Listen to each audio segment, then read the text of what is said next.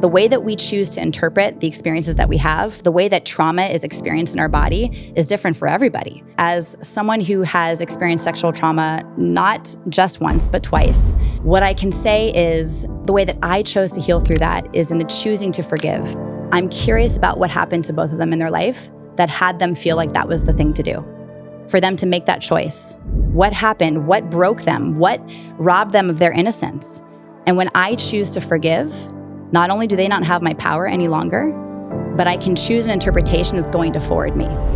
Most people will choose to cling on to the victim conversation, that they were victimized, that they were abused, that they were taken advantage of, that their joy was stolen. We must be willing to look at the event, the interpretation, the experience, the pain, all of it. And of course, pain is inevitable. We're all going to experience that as people, as human beings.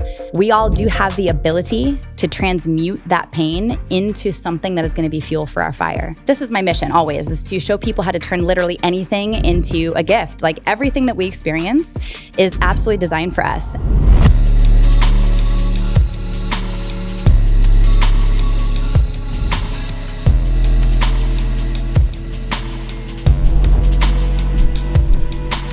I feel like I'm in a time machine. Well, you are. Time doesn't exist. And you time know that. is a construct. Holy snap, 2010, we were working out in Santa Monica. You were leading these workouts. You remember that? Of course. And I was like, who is this ball of fire? And then you've morphed into so many beautiful things. Like we're both parents. We're both in Austin. We've been on such the journey. It's been quite the trajectory, right? Holy shit. And we were just talking about this offline. Never in a million years did we ever think that we'd be living in Texas. I mean, I imagine myself in California forever.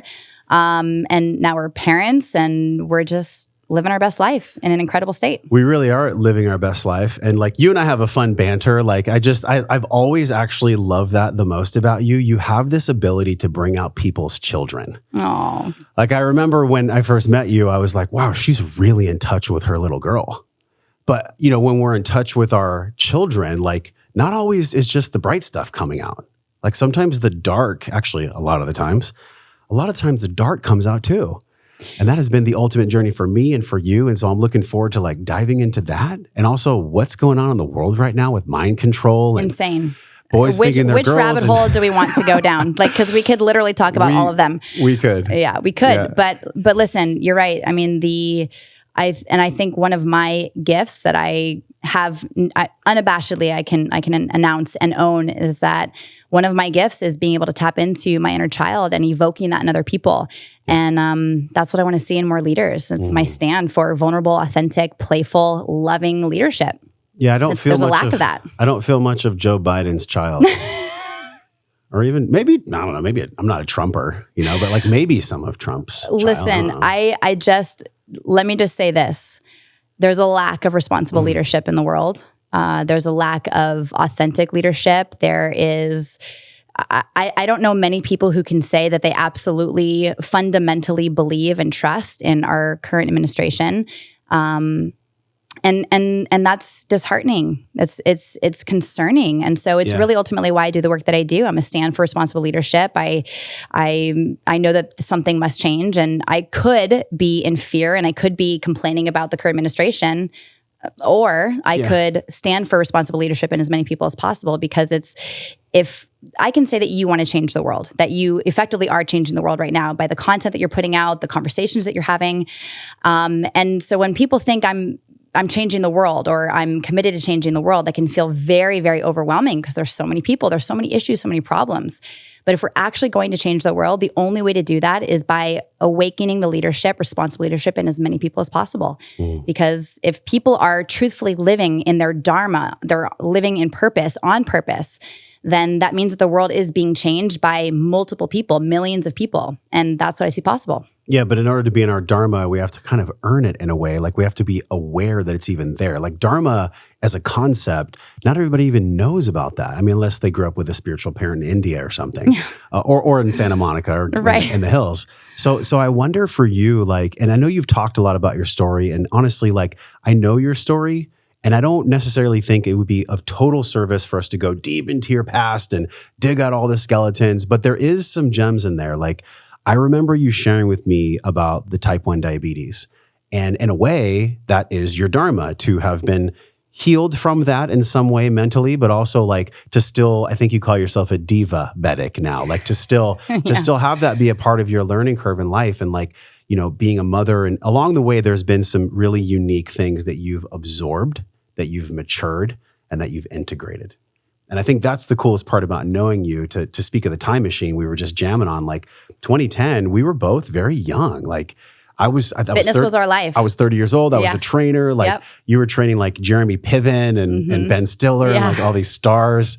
And so let's go into whatever intuitively you feel about your background that would be a clear representation of maturity and of embodiment for the things that the world actually needs now. In other words, what's of service about your past that you think is really clear and present to people that are finding their own dharma, finding their own way? Well, first of all, I just want to acknowledge the fact that you remember diabetic, because I completely forgot about that. That was a part of my branding way back when, because I was really wanting to find a fun, creative, playful way to acknowledge that I've got this thing that I was diagnosed with that I've actually created to be a part of my purpose and part of my mission. And when I was diagnosed, it was actually when I woke up from being in a coma. I was in a head trauma accident and in this coma, and woke up from this coma with brain damage. And when I was in the ICU, they also realized, they discovered that I feel so weird saying this. I don't want to say I never say I am diabetic, but they diagnosed me with type 1 diabetes.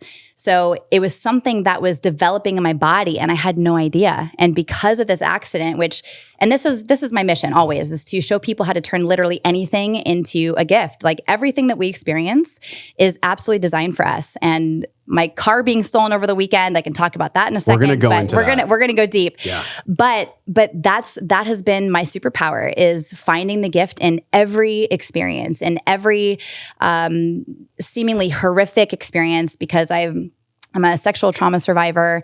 I've experienced that a couple times in my life, and I've taken those experiences and turned them into something that I've learned. Not that I would ever wish any of those events on anybody and try to minimize those traumatic events. But it is up to us to decide what we're going to do on the other side of those events. And that's ultimately what defines our entire reality. Well, I get to thank you publicly for something in 2014 that, like, I've already thanked you for a lot, and it was mastery in transformational training. People have whatever views they have about emotional intelligence workshops, right? Leadership workshops. But I can say wholeheartedly, like, that cracked my fucking coconut shell. There was something about doing that work that you had dove into. I think it was 2012, 2013, you met Margot, right? Wasn't that? 2011. 2011. Yeah, that's when I began my emotional intelligence journey. And I felt the shift in you because I had known you for like a year or two. And I'm like, wow, she doesn't have to be a trainer anymore. We can do something else. Like, like my little consciousness. Permission. My little consciousness was like opening up to like, what else am I going to be in this world besides a trainer who's scarce about money, scarce in his mind, and constantly coming from a place of lack, trying to get clientele. And I saw what you were doing, and I was like, I want some of that. I don't know what it is, but like, I want some of that. And honestly, like, the relationship I was in, she wasn't the mother of my children. We've both been through a lot of different changes since then, but I do get to say thank you for like introducing me to really like a side of work. I had done men's work in 2014, but that work is so pivotal. Maybe you can even say, whether it's MITT or ALA, one of the core concepts that y'all teach is you talk about everything being neutral. And at first audible, people might think, what the hell is she talking about? Like, everything's neutral? You mean like my sexual abuse is neutral? You mean like my physical abuse is neutral? If I see things as neutral, then it doesn't hold the charge. But also there's this dichotomy of like, you also don't want to spiritually bypass the things that have happened for you. So maybe let's start there. Then we'll get into the car. So much. And the wisdom of you being a detective. Okay. So let's start with that, everything being neutral. Okay. Introduce that concept. Yeah. Here's the thing, and I also want to say, of course, I mean, it was just, I was so happy to share that work with you. And that work changed my life. Mine too. It put me on the trajectory that I'm on now. And when I encountered this work as a student, I came in thinking, oh, I can probably teach the course. I've read The Power of Now. I've read The Secret, and just made up this story that I knew the work already before ever experiencing it. And as you know, you can't possibly, and despite all the work that there is in the world, I mean, the work will never be done. We'll never get it done. I never want to stop learning. I never want to stop being a student. Yeah. And so this work is so powerful, and it changed my life so significantly that it opened up a possibility for me. And after I graduated as a student, I manifested Brad, who's now my husband, the father of my children. And it really was me shifting the frequency of who I was being for me to create the kind of environment that would allow me to receive and attract the kind of partner I wanted to be in a relationship with.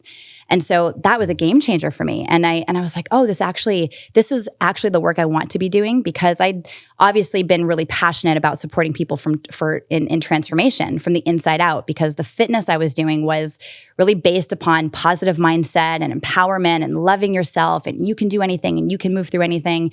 But I'd gotten to the place in my relationship with my work that it was finally becoming work. It was no longer my passion.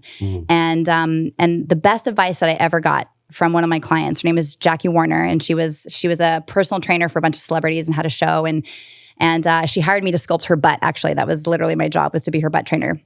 And one day we were talking shop, and she was talking about her whole journey as a trainer. And she said, if I can offer you anything, the one thing I want to say is don't ever do it for the money. And I was like, okay. And I'd gotten to the place in my career as a personal trainer, as a fitness trainer, where I realized that I was just doing that because I had amazing clients on paper. It looked amazing. It looked great. But I was finding a lack of fulfillment in that. And so when I encountered this work, I realized that there was another option. There's another way that I actually can transform people, but really from the inside out, and every single cell of their body. I can support them in shifting their programming and their conditioning and the lineage that's been bestowed upon them. And so I really got really clear about that and really discovered my actual passion. And so after that, Brad and I became very passionate about this work, and we also saw some gaps. We wanted to really make this work modern and modernize this work and have it be applicable to today's leaders, which is ultimately what had us create and birth ALA. So we moved to San Diego and launched it there, and it was a freaking tidal wave. I mean, it just blew up, and it was really beautiful to experience that, and then brought us here. But that work specifically for me, it had me look at my sexual trauma in a way that I never had before, because my first experience of sexual trauma when I was 6 years old, it was a little boy who was sitting in my first grade class, and we were doing a writing assignment, and all of a sudden I feel his hand going underneath my skirt, going underneath my underwear, and he knew exactly what he was doing. And I obviously had never had a sexual experience before. I'd never had any kind of sensation like that before. So it was very confusing. And it was, I remember in the moment that it just felt like time had stopped. It was an interruption in my innocence. It was a violation of what I thought that the world was. And it was life-changing for me from that moment forward, because of the information that I started to create to have that all make sense. So I started to create this interpretation of the actual event, which the facts were the facts, and my interpretation was what it was. He had his own interpretation of what was happening. And what I do believe, after doing all this work and being able to arrive at a place of ultimate forgiveness and compassion for this little boy, was that, wow, he must have been experiencing this at home, because he knew exactly what he was doing. And in the choosing to forgive him for that experience, I got my freedom back, because I gave my power away to that experience often. And in those experiences, I would create these interpretations that I'm not lovable, that I don't matter, that I need to overcompensate in order to establish myself as strong or able to take care of myself. And I was also raped when I was 29. It actually happened 2 weeks after I met Brad. I was on vacation, and I was on the low-carb cruise when it happened. With Jimmy Moore? Yes. And do you know what the fuck happened with Jimmy Moore? I just now You remembered. were the one that texted me. Yeah. Wow. Yeah, that's wild. The strings that attach in Fractal. Yep. Because he himself, for those that you don't know, Jimmy Moore was like this huge keto influencer. Yep. And he wound up being a sexual predator. And now he's in jail for children, probably life. I hope so. That's so wild. And I've had my experiences too with, like, not necessarily people having sexual trauma to me, but being in environments where the sexual energy was weird. Yeah. Specifically ayahuasca. Maybe we'll get there. Maybe we won't. I love how you teed this up, because the whole point of events being neutral, there's such a fucking charge with what you just said. I mean, I can like feel it in my hand, just like the energy of it, right? Like men, women, most times women, but men and women both deal with that kind of trauma. There's the charge that's created in the nervous system, Sure. and it can be so deep that hearing something in a training like an MITT or an ALA of, hey, just so you know, that event that happened for you, that's neutral. The entire 5-10 minutes you were talking right there, it created this foundation of like, well, it's easy for you to say, Jenna, Sure. or what are you talking about, Jenna? Can you speak to that Absolutely. kind of mindset I get in the taken on world? about this all the time. And It's a concept happy, that's for sure. real challenging for, I think, the average mind that's done maybe no work to do. Or even still for me at times, I'm like, really? That happened for me? Well, here's, I want to really I want to peel this apart a little bit. Yeah. When I say that an event is neutral, what I'm actually saying is there are multiple perspectives. I'll give you an example. A girlfriend of mine was gang raped by 6 men. And in that experience, she left her body. That was actually not the most traumatic experience of her life. The most traumatic experience of her life was when her parents were arrested for marijuana possession and they were sent to jail. That was it. That was the most traumatic event of her life. And so in that experience of being gang raped by 6 men, which is horrific, I mean, I think that any normal person would say that's like awful, and I can't imagine that, and horrible, awful, but that doesn't live in her body as the most traumatic event of her life. So in no way am I saying that what they did was okay or that it was neutral. What they did was horrible. That's my interpretation. But her experience of that event is different than what it would have been for a lot of other people. The way that we choose to interpret the experiences that we have, the way that trauma is experienced in our body is different for everybody. For some people, the most traumatic event of their life is when their dog died. Some people, they don't really have a charge around that. So perspective is perspective. As someone who has experienced sexual trauma, not just once, but twice, what I can say is the way that I chose to heal through that is in the choosing to forgive. Because what I know to be true is that these boys, these men, these people who chose to create that experience for both of us, and have that shared experience together, because the little boy was in that with me and the man who raped me, he was in that with me. I'm curious about what happened to both of them in their life that had them feel like that was the thing to do. For them to make that choice. What happened? What broke them? What robbed them of their innocence? And when I choose to forgive, not only do they not have my power any longer, but I can choose an interpretation that's going to forward me.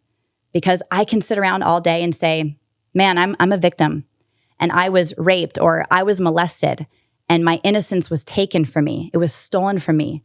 My joy was robbed from me at the pinnacle of my fitness. I mean, when I was raped, I was in the best shape of my life, man. And on the other side of that, I made my body so wrong. And I was binge eating and putting on weight, actual layers to protect me from having that experience again. And so I can look at all of that as something that happened to me. I can say it happened to me. I can say that the head trauma accident happened to me. I can say that being diagnosed with type 1 diabetes happened to me. I can say that. But then I give my power away to the event itself. And so the head trauma accident, why did it happen for me? Because it gave me a wake-up call that was so vital for my existence, because prior to that accident, I was depressed, I was self-medicating, I was smoking cigarettes every day, I was smoking weed every single day, I was taking pain meds and drinking alcohol. I was not living from a space of responsibility and integrity. I was headed down the wrong path. And I asked the universe to basically prove my worthiness and prove my existence, that it mattered. And so I literally got the very thing that I asked for. And so we all get to know that the universe is always listening to us. God's always listening to us. And we all have something so important to fulfill on this planet, and that is our only obligation. And so in that, the choosing to actually take control of my health, and that's what actually got me into fitness, was the diagnosis of type 1 diabetes. Because I was like, all right, so I get to actually put good energy in and have good energy leaving my body through fitness and exercise, because I wasn't exercising before the accident. I'd stopped playing sports. I was hanging out with the wrong people, and that was not the direction that I was meant to be headed in. And so in that experience, it put me on the path that I finally was training people like Ben Stiller. I mean, I was working with the founders of Guess, the Marciano family, for 8 years. I trained princesses from Saudi Arabia. So had I not ever been diagnosed with type 1 diabetes and had that wake-up call, I don't know that I would have been on that path. I don't know. That's the meaning that you made of it. And by the way, what an awesome meaning. that you made, because you could have chosen to be like, well, I'm just going to like have this thing that I inject myself with and lead this basic life. Like there's obviously something about, to go back earlier, your dharma or your path that made you choose this. That choice, like I always wonder this, what is it that makes people choose something different? Like I've heard from you, I've heard from a lot of people, and I've even said it maybe myself, like once you declare something, it becomes real. You manifest it through spoken word. And then our vibrational aspects of our body, like they take it in.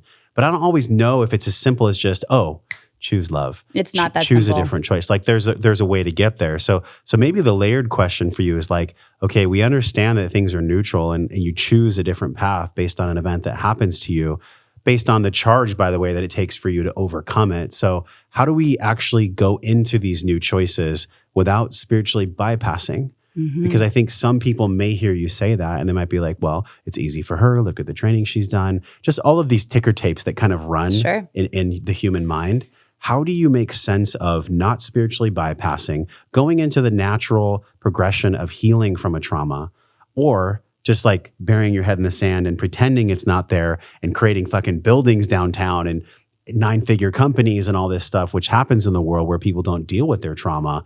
There's a juxtaposition there. You ever feel that? And you see that with your students? For sure. Well, I do want to say, I want to be very upfront and say I've done a lot of work on my trauma. Countless hours, thousands of hours. I've sat in so many different medicine ceremonies, healing ceremonies. I've done somatic work. I've done EMDR. I mean, name it. I have been so committed to working with my trauma and healing it such that I can teach others how to move through their own blocks, because it isn't as simple as just making a decision. Yeah. We must be willing to look at the event, the interpretation, the experience, the pain, all of it. And of course, pain is inevitable. We're all going to experience that as people, as human beings. We all do have the ability to transmute that pain into something that is going to be fuel for our fire.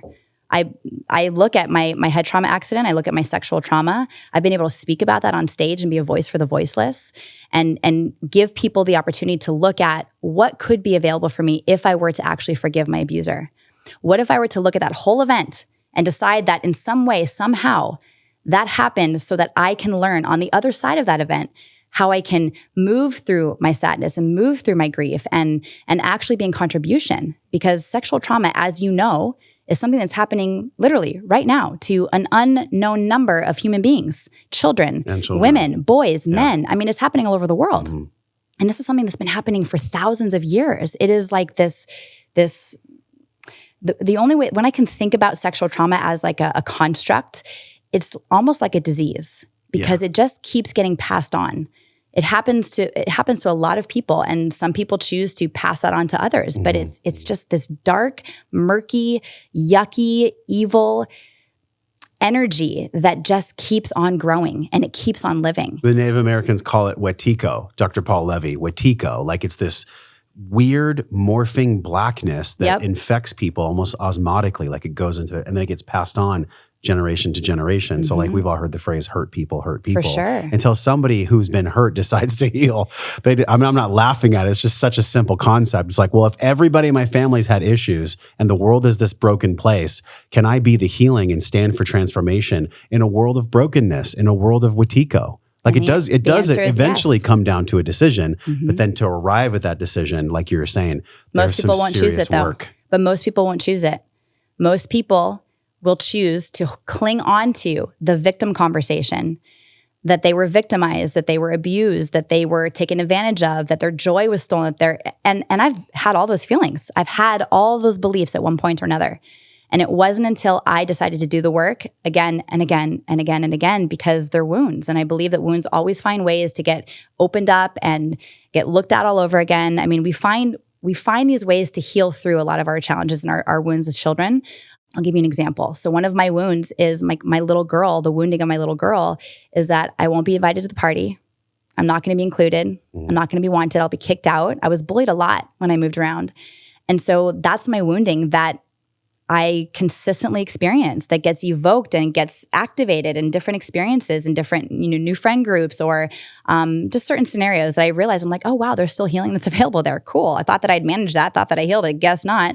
And so, it's always going to be an opportunity for me to address that part of my little girl, to remind her that she matters, to remind her that she's enough, to remind her that she was never meant to fit in, because I have that fear of not fitting in. But I'm not supposed to fit in. I'm meant to stand out. And so when I've been able to arrive at that decision and accept that and embrace that, it gives me this superpower that it's okay to be unique and it's okay to stand out. It's okay to not blend.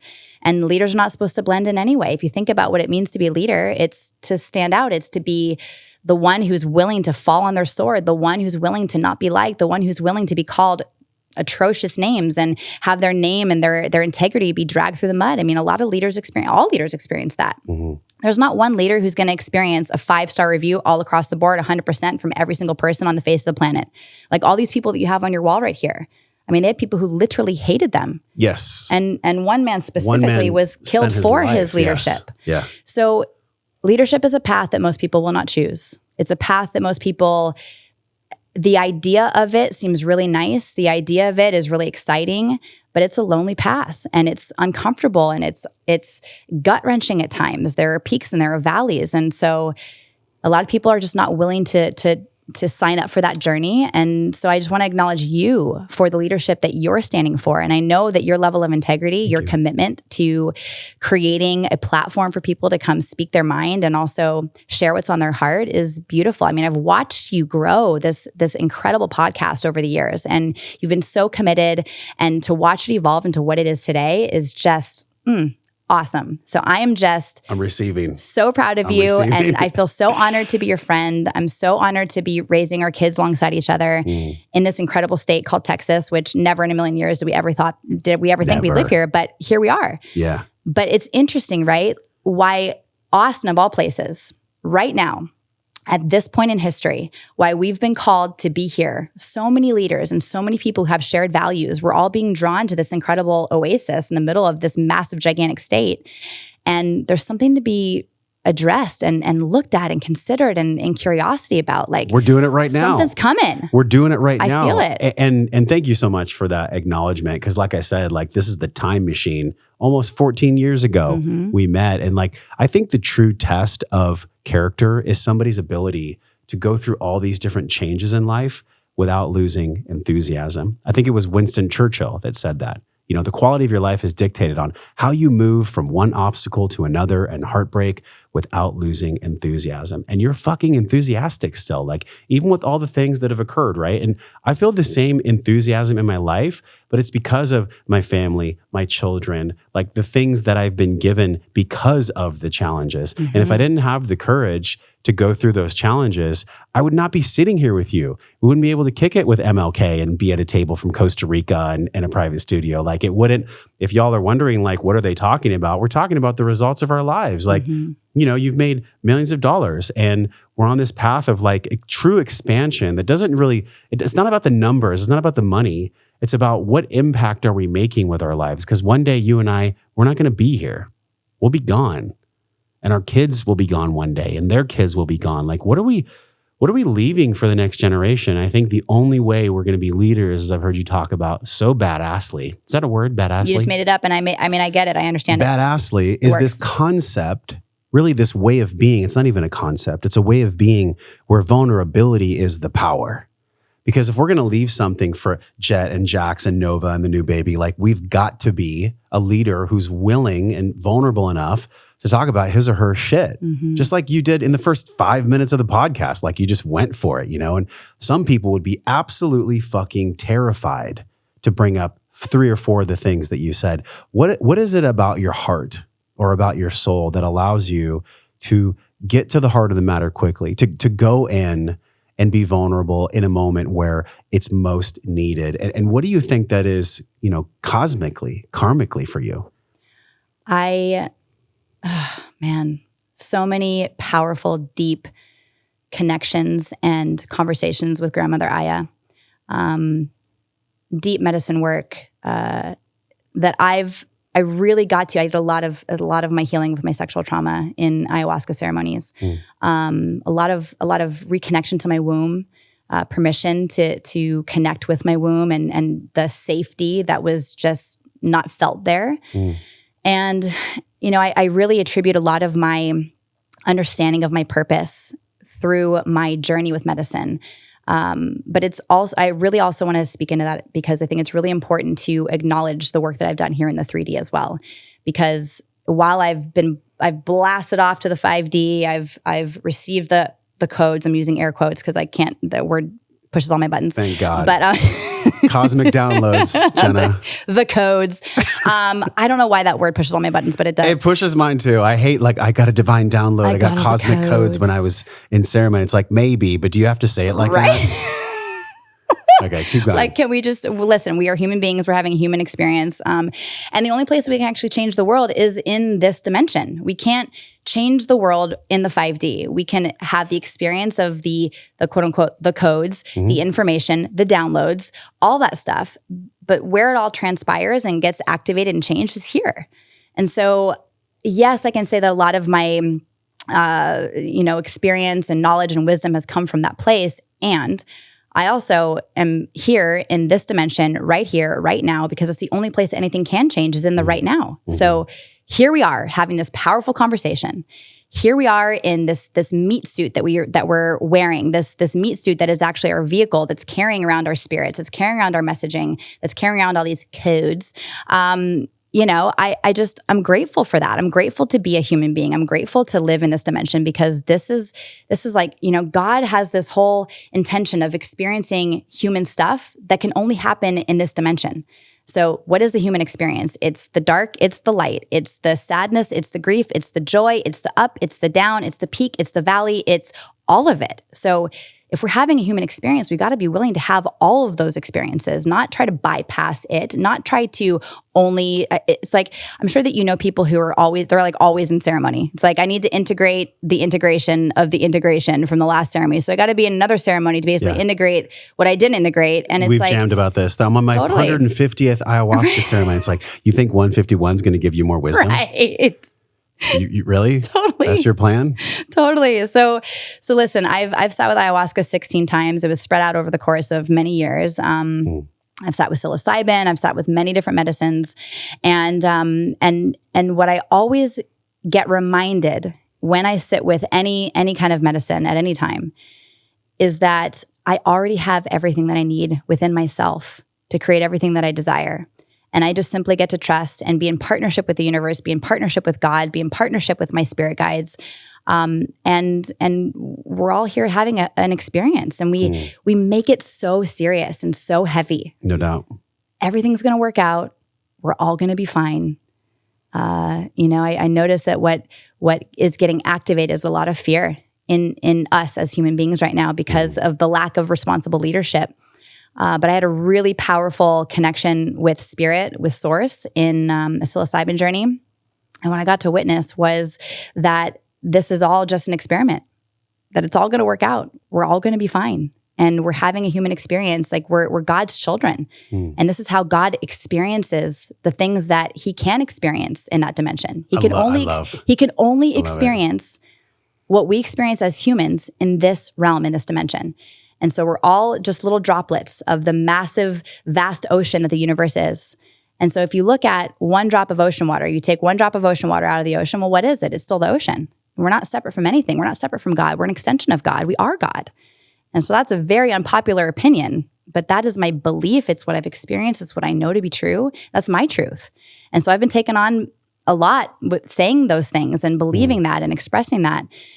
But it's my truth. And what I know to be true is I'm sitting with an incredible human being right in front of me who's committed to transforming the world in his own unique, special way. And your way is your truth. And your truth is right because it's your truth. And I'm not here to argue any of that. And a lot of people will argue that when I say something like, every event is neutral, they they get activated because their whole identity is wrapped around their interpretation of being a victim. And they can't use that as a backdoor. They can't use that as an excuse anymore why their dreams aren't happening. They can't use their victim card about why they don't have what they want, the relationship that they want, why their business isn't getting off the ground. And so that's my stand for people. It's for them to be their own advocate. And I experienced that and lived that this past weekend when my car was stolen and I found my car. And that's a whole other situation. We're going to talk about that. Like, I just want to acknowledge the sacred fucking rant that you just went on. Y'all need to rewind that. Rant over. By the way, like, yes, I so agree with literally every aspect of what you just said, because I also have experienced that. Shout out to Brianna, who was an intro from you as well. Like, there's certain people that come into our lives, like you've been one of those for me, where we're walking like separate paths to get to the same direction. But we glance over at each other every 6 months, every 5 years, whatever it is. And we just go, hey, like, we know that we're on the right path because we have this other reminder of God, experiencing God in a unique consciousness like JPB or JT. And we go in these paths, but we're all going to the same place. Like, it's true. Ram Dass said it beautiful in his book, like the last page with the bridge and the water. He's like, we're all just walking ourselves home. And I think there's, what's really cool about that, to close the loop? There's like really sacred sadness in that one day I won't be able to, I can't give you a hug anymore.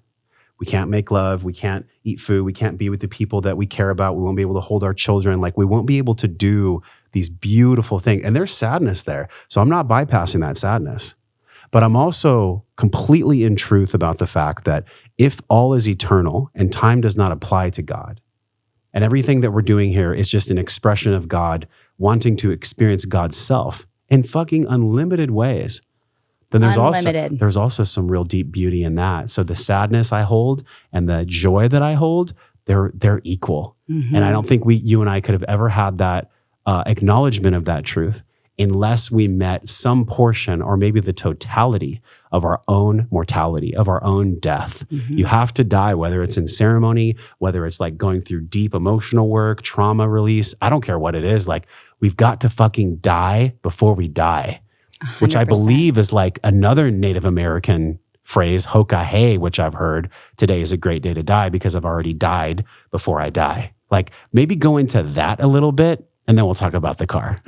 So good. Let's go into that, because we're going a little bit higher here, but it so points to exactly the kind of vulnerable leadership that the world needs. If they don't have this aspect of what you and I are jamming on, it's going to be really hard for somebody to lead on stage because they haven't died yet. Sure. They're not living life as they've died before they died. So expand a little bit. Leadership is an ego fracturing journey. And I believe that we must allow our ego to die a million deaths in this lifetime. And it's never over. If you're a leader, you will have multiple different opportunities to confront your ego and reinvent yourself as a leader. And so, gosh, I mean, my name has been dragged through the mud for just in response to me standing for somebody's transformation. How so? What do you mean?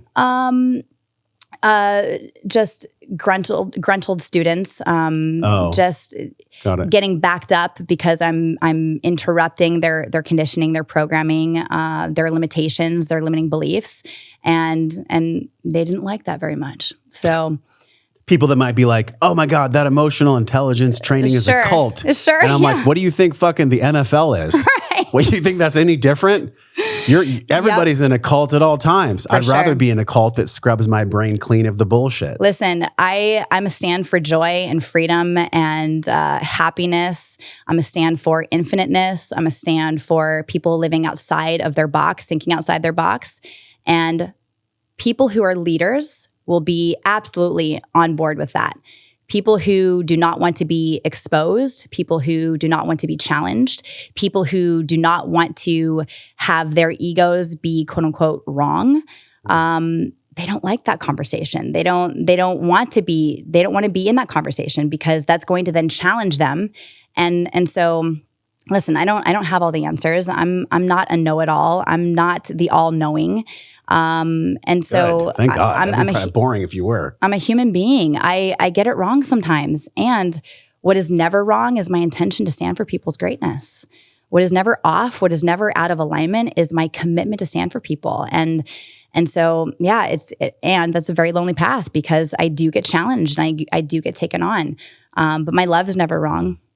My love for humanity is never wrong. My love for humanity is never off. That is always ever present. That's omnipresent. I mean, the way that I love people, listen, I feel in my body the issues of this planet, the pain and the suffering of the children who are taken advantage of and forgotten about and looked down upon and spoken to in a way that is just harming and just awful. I mean, the things that I know that people hear, the stories that I've heard and the trainings that we've led and facilitated, I mean, I've heard it all. Nothing surprises me anymore.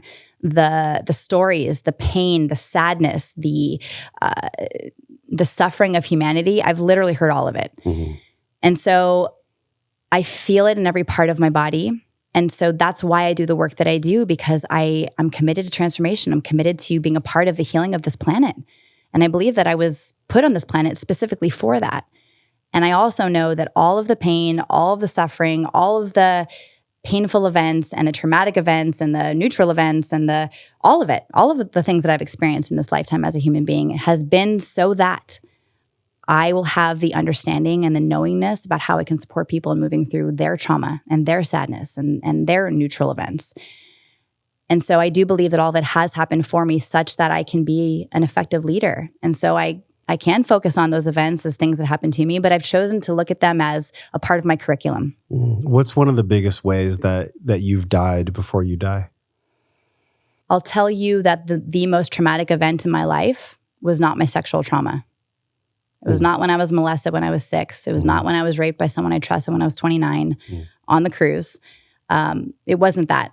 It was when my mentor, my best friend, my hero, someone who was like my brother, lied to me, betrayed me, went behind my back, and opened up a competing business that I don't want to go into all the details because the details don't really matter. But what I want to say is that experience, that event, it challenged every wound that I'd ever experienced in my life, every limiting belief.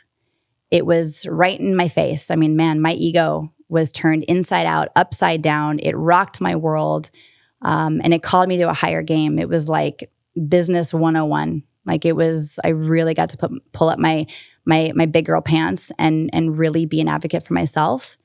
And something that I never could have imagined would happen in a million trillion years. It did happen. And what I got to learn through that and the strengthening of the muscles, the flexing of the muscles of the development of me as myself, the businesswoman, the leader, the woman that got to remind her little girl that it's going to be okay. And also really learn how to make explicit contracts. Like that was a huge lesson for me.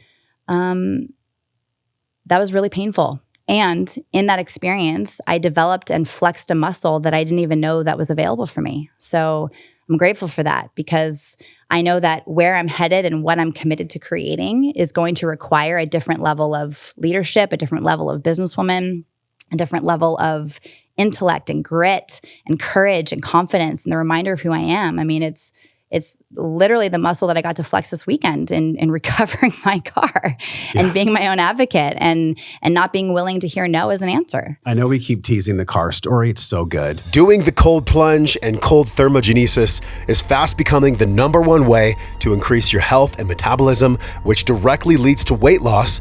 Let's hear from Ryan Dewey, the CEO and co-founder of Plunge, to learn more. At this point, you've probably heard about cold plunging somewhere on the internet and wondering what all the hype is about. Well, here at Plunge, we like to take all the stress out of the problem by providing at-home cold plunge units that provide crystal clear cold water on demand. As opposed to lugging ice and getting that trough in place and dealing with dirty water, the Plunge provides it always and there ready for you. Cold plunging is one of the greatest ROI tools that's out there. 2 to 3 minutes every single day, and you get the increased dopamine levels, a more resilient immune system, a regulated nervous system, and ultimately just a more calm, peaceful outlook on life. We truly believe that when you take the plunge, you change your life. We'd love for you to check us out and see what the cold plunge is all about. Save $150 off your brand new plunge, plus get free shipping right to your home by heading over to joshtrent.com/plunge. Use the code WellnessForce. This is hands down my top daily biohack for longevity, inner peace, and mitochondrial health.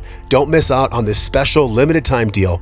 Head over to joshtrent.com/plunge. Use the code WellnessForce. Save $150 off your brand new plunge and a super special deal of free shipping. It's so fresh in my body right now. But we got to close this last loop. Yeah. We already went to 5D. We're back on 3D now.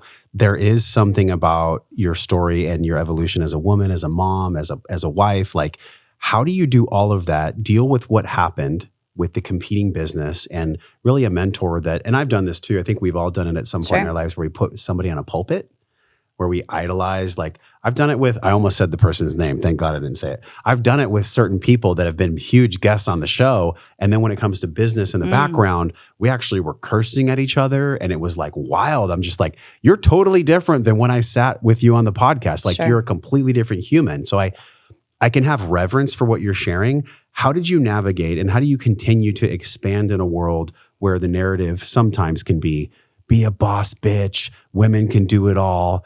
Like, no, we're meant to do it together. So how have you grown and navigated this world of, at times, business being cutthroat, dealing with the stuff you've dealt with, and still being a beautiful mother, wife, and woman, and not losing that feminine essence? That can be a real big challenge in this world. First of all, I want to say I don't want to do it all on my own. I tried. I tried to do it all by myself, and it wasn't sustainable. And you want to talk about adrenals giving me all the alarms, all the signals, all the information that I needed to remind myself that not only am I not meant to do it all by myself, I don't have to. I don't get to. I get to be in partnership with people. I get to be in collaboration. Life's more fun that way anyway. And I know that we are all meant to be in community. And I think that's one of the biggest things that really attracted us to be here in Austin is like the sense of community. Yes. And it really is, for a lot of people, it feels new, but really it is the old way. And I think what's available for all of us is that we are getting back in alignment with the old way. I mean, our souls are craving it. Our hearts are craving it. Our bodies are yearning for it. And we're here and we're creating it and we're doing it together. And there's nothing more exciting about that, to be alive at this point in history. I mean, if you want to think about it, you want to pull back. It's like, why did we choose to come experience all this craziness that we're experiencing right now? Hashtag 2020, and fast forward all the stuff we experienced in the last few years. It's just insane. And there's something really powerful that's happening right now. It's a revolution. I mean, we're getting back in alignment with values that truthfully matter and that are actually sustainable, because it's the whole, not to throw Gary Vee under the bus, like I appreciate everything he's created, but that whole context of hustle, grind, put work first, above your family, before family doesn't matter. All the work that I'm doing is the only thing that matters. I mean, that kind of context and that kind of conversation, it's not sustainable.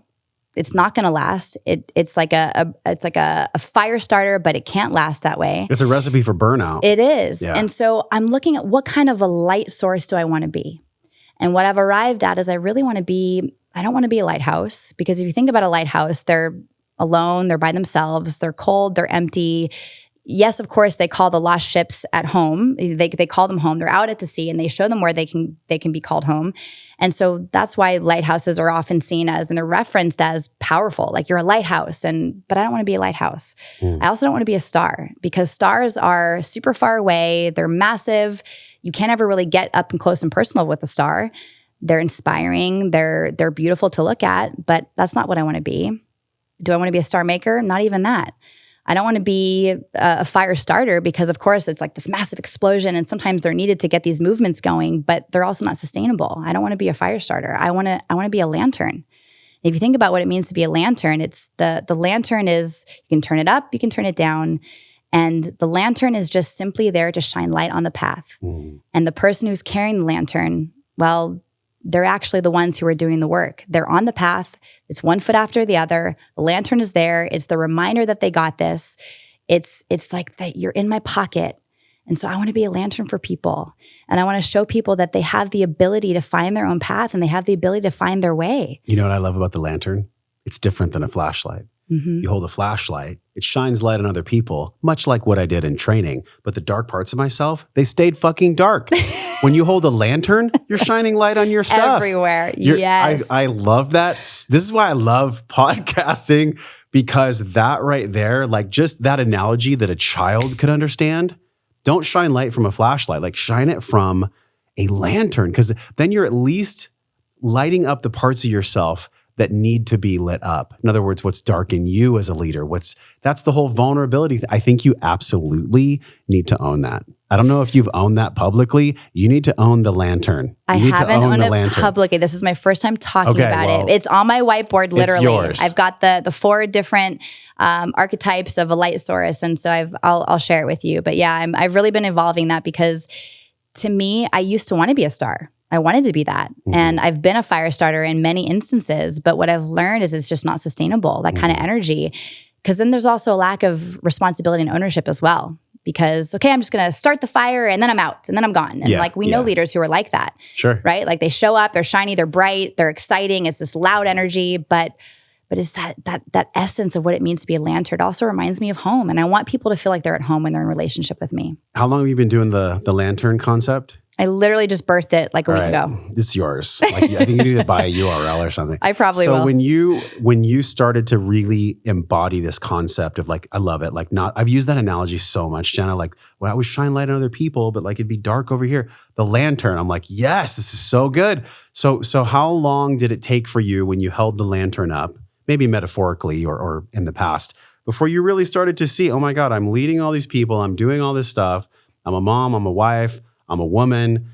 When you held the lantern up, at what point did you really have to take an honest look of like, oh, this isn't working in me, this one thing or these 2 things? Like, since we're on that path of vulnerable leadership, like be of service to us. Like when you held the lantern out, when you really held it out there, like what was starting to illuminate in you that needed the light to be shined on it? Thank you so much for that question. I still saw parts of myself that really, really, really wanted to be the one that was needed. I really, really wanted to be the one that was responsible. I really, really wanted to be the one that at the end of the day was needed in order for that to happen, for the leadership to continue. And that's actually not my vision. I really got to see that my vision is to instill leadership in others. And I want people to, like when someone says to me something like my ego loves this, Jenna, you changed my life. My ego loves that, loves it. But what I always say, no, I didn't. You did. You're the one who made the choice to make the change. I was simply just here to be your reminder of who you actually are. I'm just a reflection for you. What my authentic self always instills in people is that you have the ability and you have the power to create the life that you want. I'm just simply here to bring you home, to just show you the way, because you already have all the answers within you. You've just, for whatever reason, forgotten that you have the ability. You got things in your blind spots that you just can't see. And I'm just here to shine light on all of it, because I want people to be empowered. I don't want people to ever depend on me. I never want to be pedestaled, because I know what happens when I've pedestaled others, and it never works out. I'll give you an example. Katy Perry, for example. Perfect prime example of that. I really had my first experience of that early on in my career, and I pedestaled her, and I thought she was just awesome, and I made up this story that she was going to be a certain way, and I didn't consider that maybe she's potentially going through some kind of a traumatic experience on her own. And my first time training her, I was really disappointed. I thought that she was going to be completely different than the way that she was. And I found out many, many, many weeks later that she was actually going through a breakup at that time. And she literally didn't say a single word to me the entire time we trained. And it was very interesting, because I thought we were going to have a conversation. I created this whole movie in my brain about what it was going to be like to work with her. And it was the exact opposite. And I was taking it personally, and I was like, she's so rude and all of this stuff. But never did I consider her own humanness. Never did I consider what she must have been going through at that time to have her show up that way or act that way or speak that way. And so people are going to make people decisions. Humans are humans. I thought you were going to say, I was really shocked because she had me like invited to a party where we're going to sacrifice a pig at midnight and dance in a satanic circle. She's a part of the elite circle that is. Just kidding. No, that's not at all what I was going to say. But it really was that simple. I pedestaled her, thought she was just this awesome person, and she let me down because I pedestaled her. If I had never pedestaled her, I would have been like, this is just a human. She's having her human experience. She's speaking to me the way she's speaking to me. It has nothing to do with me. It has everything to do with her and whatever she's navigating right now and the interpretations and the stories, because that whole training that we had was neutral. So she had her perspective and I had mine. And so the facts were, I had my perspective and she had her perspective. We had a workout. That's the fact. The fact is we had a workout. That's it. I trained her. She was my client. Sure. That was the fact. But the interpretation, there were multiple people involved in that. So everyone's going to have their own perspective. And that's why it was neutral. We show up to experiences, especially relationships, and we're kind of carrying bags. I'm sure yours have like leopard print and studs on them or something. But we show up to experiences and we have these bags and we unpack them and we kind of find a person across from us, especially intimately. And maybe you can unpack this a little bit, like how you and Brad have expanded and transitioned, like motherhood and being a wife and being in like a real sacred union. There's such a beautiful return, like you said earlier, the old way is the new way, right? When I asked you the question about how to maintain your womanhood and your feminine power in a world where it kind of tries to take it from you in business. But I'm sure when you showed up to Brad, and I think we all can experience this, it's like, here's all my shit. I'm unpacking it all for you. What do you have in the suitcases? And can kind of our shit play together? Because we all have it. It's not like somebody shows up with no suitcases or fucking empty suitcases. Like we all have our shit. That's not a thing. No, so how has that played out for you and Brad specifically? Listen, Brad is my best friend. He's my best friend. He is the love of my life. I am so in love with this man. And he also pushes all my buttons. He triggers me. Because he is meant to remind me certain things about myself that I get to activate, that I get to work through, that I get to remember matter, don't matter, non-negotiables, they are negotiable. So we're in this constant dance with each other. And what I've been able to learn in my relationship, specifically with Brad, because man, like when we're in it, we're both in our unhealed masculine and neither one of us is willing to budge. And that has been one of the most powerful tools for me to remember the kind of leader that I want to be for people, because I don't necessarily want to be a feminine leader. I really want to embody grace, which is another one of the trainings that we have at ALA that teaches somatically how you can access both your masculine and your feminine. I believe that grace is establishing yourself in the middle and learning how to access your masculine and knowing how to shift into your feminine. It's that transition. That's grace. Grace is not just feminine. It's the both and. It's both. Mm-hmm. You can't exist. One cannot exist without the other. And everything that exists in the universe is both masculine and feminine. If you think about a flower, think about the stem. The stem exists. The blossom exists. The blossom is, the flower is the feminine and the masculine is that stem. And so they must both exist. And so it's really been that dance that we're able to play with each other that is going to be lifelong. I mean, we're committed to living together and being together and raising our children together and being partners for the rest of time. And then if for whatever reason it doesn't work out, well, then it doesn't work out. But that's our commitment right now. That's what we're committed to. That's what we promise. Those are our vows. But he's my best friend and I love him. What are some of the biggest or maybe the biggest button that he pushes for you that paradoxically is like, wow, that's such a gift. Thank you so much, Brad, for pushing this button for me. But in the moment you're like, fuck you. So I have never been officially diagnosed, but I would say that I've got some pretty severe OCD tendencies. Okay. I'll say obsessive compulsive tendencies. No, but he will leave wrappers on the counter sometimes where I'm like, the garbage can is right there. And so it really supports me in not being OCD about a lot of things in my life, because if I look at it, because for me, it's like I command excellence in a lot of ways. And so how that supports me is it reminds me that it's okay to not be so tightly wound about things always need to be in excellence. Because he's so excellent with his word. He is a man of his word. He is integrous. And so for me, a wrapper on the counter is really at the end of the day, not that big of a deal. But I've got this thing that I experience in my nervous system where I'm like, fucking throw away the wrapper. The garbage can is right there. However, it's in those moments where I get to say, like, does it really actually matter? And would it hurt for me to just throw away to myself? Like, can't I just do that? So it's really supported me, like those aspects of our relationship, because those things don't really matter to him. It has really supported me in arriving in the middle, because neutrality is actually where I want to be. I don't want to be hyper masculine. I don't want to be hyper feminine, because it's the hyper feminine. It's like, I'm just going to bathe my crystals in the moonlight on the full moon and meditate for 2 weeks, and then I'm going to get back to you. It's like, make up your mind. Like, come on, So it's that hyper feminine that doesn't work for me, and the hyper masculine doesn't work for me. Like, where I want to be is in the middle. I want to be neutral, and that's also with politics. Like, I don't want to be in the fringes. I want to be right here in the middle. I want to be neutral. I want to be able to make a very informed decision based on the information that I have, based on the experience that I have, based on the current events. Because from that place, I feel like I can be most empowered. And that's what I stand for most people. Which is what you're talking about with your leadership too. You said, I don't want to be identified as a feminine leader.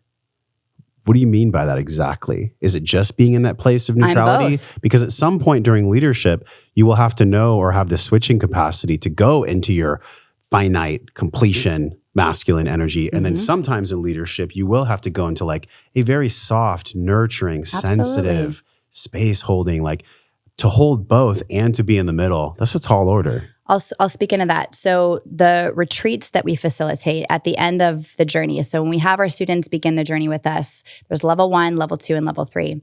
Fast forward to the very, very, very last experience, which is a 3-day retreat, which is unlike any experience in the entire universe.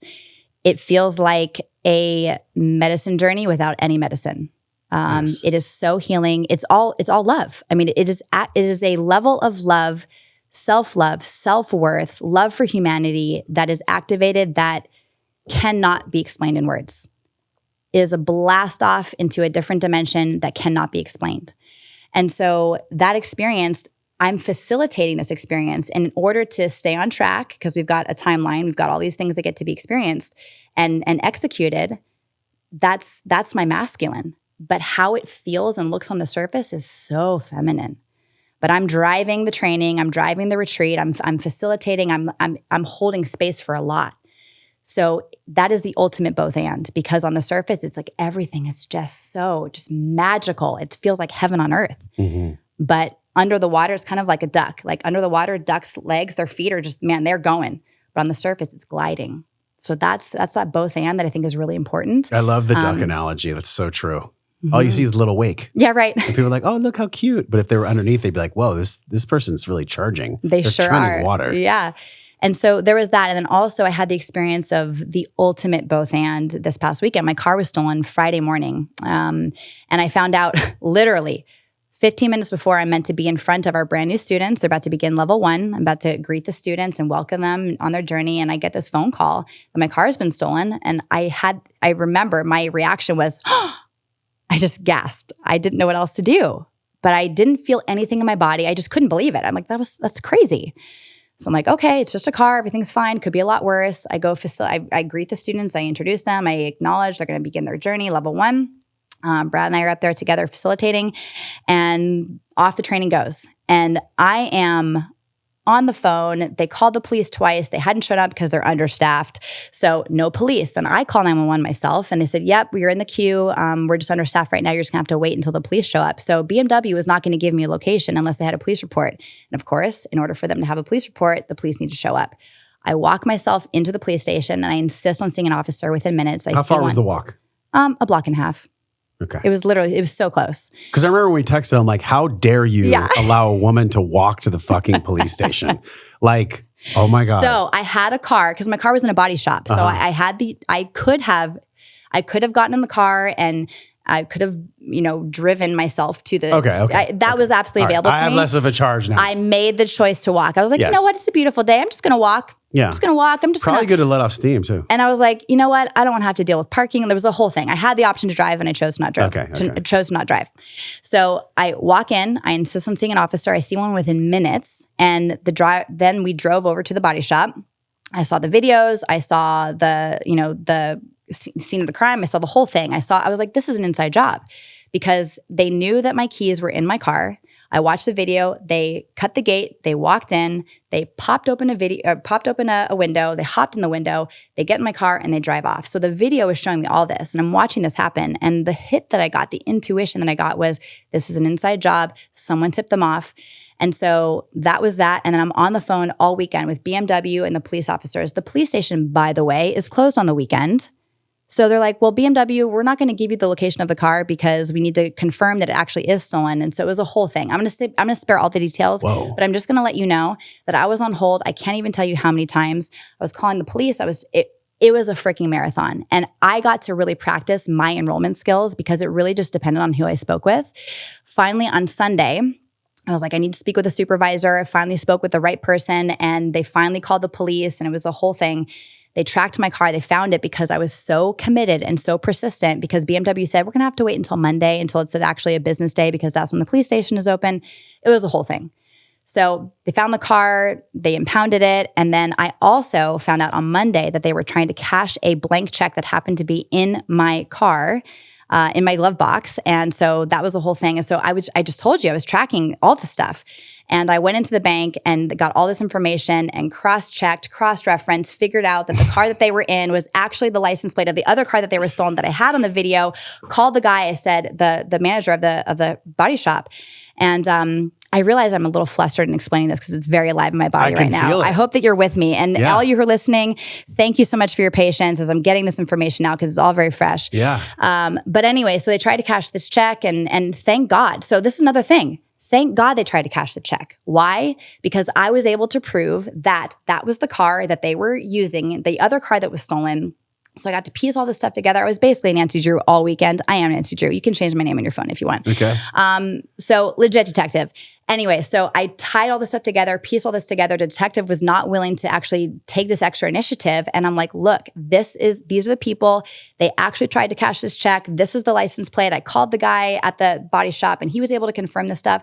So that was very masculine, all of it. The point of the story is I was in my masculine energy all weekend. If I had been, you know what, I'm just going to wait. You're right. I should just wait. I'm going to wait until Monday. No. Fuck no. Like, I get to be in my masculine energy, laser focus, get shit done, and then also trust that it's all going to be fine. Because if I was just on my masculine,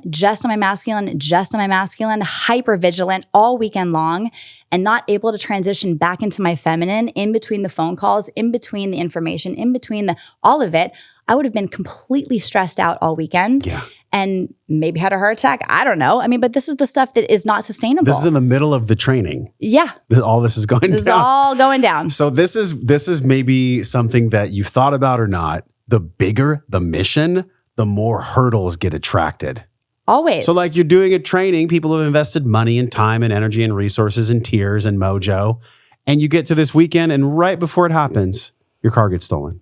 Literally minutes before. And you have to go into like finite decision-making mode and like getting shit done, and then come back and be like, hey, we're going to look at some things in our lives now. Yeah, welcome everyone. The switching capacity of the two is honestly what I still struggle with and what I still am working on in my relationship with Carrie Michelle, in being Nova's father, is like, when I'm getting shit done or closing a deal, or when I'm in my, which I love being in my masculine energy. The feminine part, like, that's still a huge learning curve for me. Well, here's what I want to say about that, because I think that when men hear feminine, they deem it as, they say that it's weak. They say that it's not strong. But I want you to think about Mother Nature. Feminine as fuck, strong as fuck, powerful. Think about the forest fires and the tornadoes and the tsunamis and the dry desert and the oceans and the lakes and the rivers and all of it. I mean, it's a powerful force.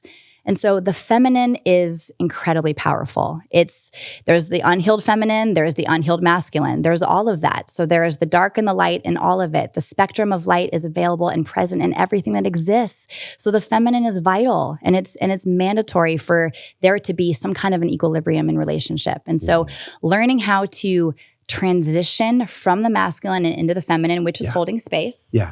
It's the receiving, it's the allowing. If you think about women, it's the most natural state of us is to be in our feminine, because we're genetically designed to receive. So when men give themselves permission to be in their feminine, which is holding space and the allowance and the trusting and the receiving and the allowance of whatever's meant for them to come to them, if you think about it, it's like being a magnet. To be in your feminine is to be the magnet. To be in your masculine is to get that shit done, to hustle, to go after what it is that you want. Great. That's needed. Yes. To get the mission to go and to be in the direction that you want it to be in, and to give yourself permission to surrender and allow and be patient and wait in certain times when that's vital. That's how you create balance in your life. And that's how you can create sustainability in your life. Because the masculine, ongoing, every single day, all day is not sustainable. And that creates burnout. I've experienced that firsthand, which honestly, I'm stoked. We're about to go to Oregon and like spend time in nature and, have this child. And like, I'm so excited about this because I'm like, wow, there's stuff that's coming up that I don't even know that I don't know yet. It's such a blind spot for me about what's coming. And this is also what excites me about the rest of our lives that we're so grateful to be here for, is like, you don't know what it's like when you're 50. You have no idea. It could be something where you're on a fucking villa in Spain. Like, who knows, right? You could be on a yacht. I love that vision. Whatever. You could be whatever you want. So the ultimate question and everything you just said, which I'm like really digging your rants. Like, I've actually always loved your rants, but like these have been extra spicy and special. Everything you went through with the car, everything you're going through with being a woman and a business owner and a wife and just a human being on planet Earth. In the middle of that, there is some kind of anchor that you, when things get hard, when you're triggered, whatever it is, when you're out of center, you return to some place inside of you. And that place inside of you, it's been there for your whole life. It's never changed. It's maybe like the part of you that wanted to be a star or wanted to be whatever you wanted to be, the part of you that dreams. What is that part of you that dreams? And money is just like this cool thing. It's a vehicle that allows you to live that dream. So I don't get from you that it's just about the money. Money's good. I love money, but I love really the vehicle and the energy that money provides me. That part in you that dreams, that part in you that is never changed. Like, what is that part of you? And how does that part of you lead you in life? Such a beautiful, expansive, deep, profound question. First of all, I want to say, I'm going to speak to the money part. I believe that money simply provides us the opportunity to serve the world at a higher capacity. So the more money we have, the bigger impact we can make. Yeah. The whole like service world, the service industry where people feel like they're going to be better people if they're broke, or it's like some kind of initiation, or they're just like, do you really think they're feeling better? Do you really think that they feel that way? Well, I think that a lot of people who are healers and coaches and servers of the world, there's this unhealed part of themselves with their relationship with money, where they feel like money is bad, or like it's only for some people, or they need to work really hard in order to have it, in order to earn it, in order to experience it. And that was me. I mean, I came from absolute scarcity. I mean, I was taught scarcity in my whole upbringing. I remember when my parents, they needed to have donations from people at our church, our community, because we didn't have enough money for food. So I remember that, like that was instilled in me. And so it took a lot of work and a lot of commitment and a lot of courage to not only rework that and reprogram that, but also to finally realize that I'm worthy of experiencing money and abundance and everything that I want and desire. Like, it's available to me. I just simply get to decide and allow it. And so it took a lot of work to reorganize and reestablish that programming. So that's an entire pod. It is. What you just said, the layers so many of the onion that probably made you cry when you peeled it. Like all the layers, all the things. There's so much there. So, but please, like, share that dream space, because I know I've felt it in you ever since I've known you. And I feel it in myself too. Like, maybe it's the divine spark. I don't know. I've been watching a lot of Graham Hancock's work in ancient civilizations and Gaia lately. And the concept of the divine spark, that comes from the all, the one. I would say that it was most powerfully activated when I woke up from my coma. That was life altering for me. Leading up to that experience, I always felt like I didn't belong here. Like, I always felt like I was from some other place. Like, I never fit in. I felt like an outcast. And it wasn't until I woke up from my coma, and I literally woke up a different person. I woke up happy. I woke up grateful. I had this, it's almost like my spirit had this upgrade, or like there was like a step in or a walk in or a different version of me or a different elevation of me or something stepped in and inhabited my body. And then when I opened my eyes, I looked at the world through a completely different lens.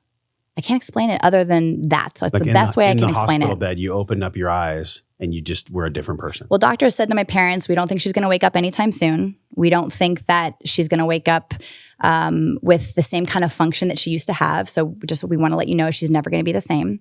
She will likely have permanent brain damage. And they were right about one thing, that I would never be the same, because I woke up a different person. I woke up the next day and it was just such a miracle, because I was asking for some kind of validation from the universe. And that's what I got. And I woke up a different person. I woke up happy. I woke up with this sense of gratitude and this understanding of the universe. It was like it's almost like I left my body and then came back in with this wisdom that I didn't have before. And when I woke up, I just remember looking around and just being so grateful and just kind to everybody. My parents had gotten divorced, and I hated my stepdad, hated him, until I literally woke up and reached over and grabbed his hand and said, "Hi, Frankie." And they're like, "Who are you? What have you done with Jenna?" So it was just, that was an example of how I just was different. And so, I'm honestly so grateful from an experience that on paper, by most people's interpretation, is a horrible thing to experience. To fall 14 feet, landing on your head on concrete, be unconscious immediately, and not know if you're ever going to be the same. And as a matter of fact, I wasn't, and thank God for that. But through that, I found my purpose. I found my whole reason for being on this planet, and it's to awaken the infinite possibility in as many people as possible, specifically leaders, because this world needs leadership, responsible, authentic, and vulnerable, and integrous leadership. Well, then let's round it out like this. The authenticity that you've brought and the way that you've spoken about all the things in your life that I've said before, most people would be a little bit hesitant, or maybe a lot hesitant to share. That there is something about this, like, really it was an NDE. It was a near-death experience. Like, you could have died. Absolutely. Right? Well, the doctors did not understand how I didn't. They didn't understand how I did not break my neck. Like it doesn't make any sense. So in a way, you definitely, at that point, you died before you're going to die. I did. For sure. I did. So the blessing of this and the gift of this, and maybe the whole wrapper that we could put on this entire conversation, that, by the way, when you unpack this, like, listen again and really feel the vibration of the words, because the vibration of the words are everything. Like, when people are full of shit, we were talking about this before we recorded. Mm-hmm. They say the perfect thing, but they don't. There's just something where you're like, I don't really believe them, or I don't really feel them. Like, most of the people listen with their eyes closed, like they're, laying down, or maybe they're on a walk or something. Like, the ears and our sense of hearing, like it's so ancient, and there's such a deep, beautiful part of it. Like, when I hear you speak, or when I hear the truth, it resonates in a different way. Like, it hits a different part of our body, So to put this wrapper on, like, this concept, this way of being, really, of being authentic, being vulnerable. What are some of the ways that you can share with people when it's appropriated, when vulnerability is appropriated? In other words, I'm going to be strategically vulnerable, right, with people. I'm going to be on stage and I'm going to announce that I'm vulnerable. And what is the truth about vulnerability that you now know that maybe you didn't know before? What I've always known since being on this journey of leadership and emotional intelligence and human behavior and understanding people as people, what I've learned and discovered, but have known for a long time through this journey, is that vulnerability is absolutely a strength. It takes courage to be vulnerable. It's not a weakness. And I know that a lot of people do feel like being vulnerable. One of my friends, Christine Hassler, who she's got that whole context of the vulnerability hangover, which is just so powerful. It just resonates. I'm like, oof, girl, yes. Yeah. That when you feel very vulnerable and you're like, oh, maybe I shouldn't have been so vulnerable. But I really invite people. I invite all of you who are listening, to trust yourself to be vulnerable. Of course, be mindful of the way that you speak about certain things. But vulnerability it's not exposing information. That's not what vulnerability is. Vulnerability is an essence. It's a way of being. And when you open your heart and you allow people to experience the essence of who you are and what your truth is, that's what matters. It's not sharing information or exposing secrets. That's not necessarily being vulnerable, but really having people witness the essence of who you are, that's vulnerability. And we need more of that. Mm-hmm, mm-hmm. Especially if we want to lead something. Mm-hmm.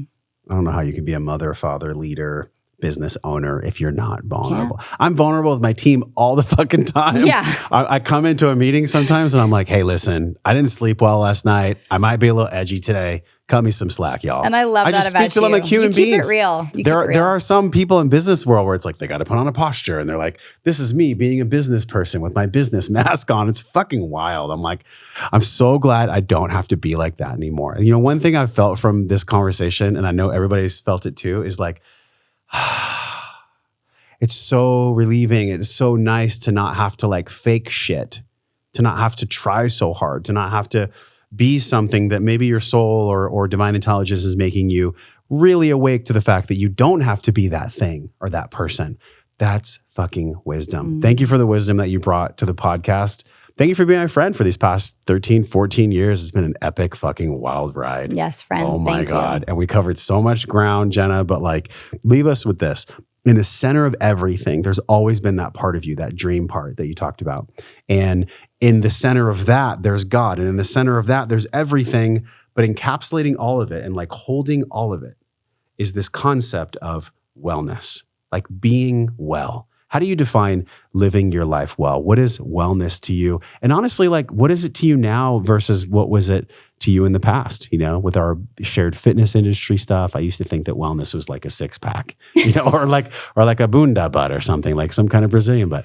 How do you define wellness? I'll never forget a training that I was in. I was in a Grace training. By the way, I've been in Grace 16 times. The somatic training that we have at ALA. It has been one of the most important aspects of my development as a leader. And I was in one of these trainings and I specifically said, I used to think that my purpose was to teach people how to have a six pack and lose weight and feel aesthetically amazing in their body. But I now know that my purpose is to teach people how to love every aspect of themselves, every square inch of cellulite, every gray hair, every pore, every aspect of their shadow, every aspect of their light, the parts of themselves that they don't want to expose, that they get to love those parts too. Wellness is loving every aspect of yourself and addressing what the body needs, because our bodies communicate to us by communicating through us. And so the physical sensations that we have, the dis-ease that we experience, the discomfort, the tightness in our muscles, all of it, it's just our body talking to us and saying that something's out of alignment. And so we just get to listen to those parts of ourselves, not make it wrong, but address it, listen to it, tend to it, and water our garden and give ourselves breaks and not need to have all the boxes checked off in order to feel like we're doing it right, because there will be seasons. Like our bodies are gonna experience seasons of really thriving and then moments where we're not thriving. And especially as a mother, I mean, there are seasons that come with that too. Also had a season of black mold toxicity. So it's like really just giving ourselves permission to be patient and also listening. That's the most important part. Listen to what we need. Through your ear and through the cosmic ear of like, what does love, people say this, we have a mutual friend, Preston Smiles, right? He's like, you know, we are love's voice, or what would love do now? And I'm like, those things sound good, but to actually embody the strength and the virtues to live that way, fuck, that's a lifetime. Sure is. So congratulations on coming this far. Like, I'll give myself a pat on the back too. Like, we've made it. We're still here. We're still living. We're still thriving, and we still get to love. So thank you for coming on the show. Thank you for having me, friend. I love you so much. Love you too. Tell people where they can connect. Where do they get more? I'm so easy to find because I'm the only Jenna Phillips Ballard in the universe. Hey. There are many Jenna Phillipses, many Jenna Ballards, but Jenna Phillips Ballard, I'm the only one. So you can find me on social media. You can find my website.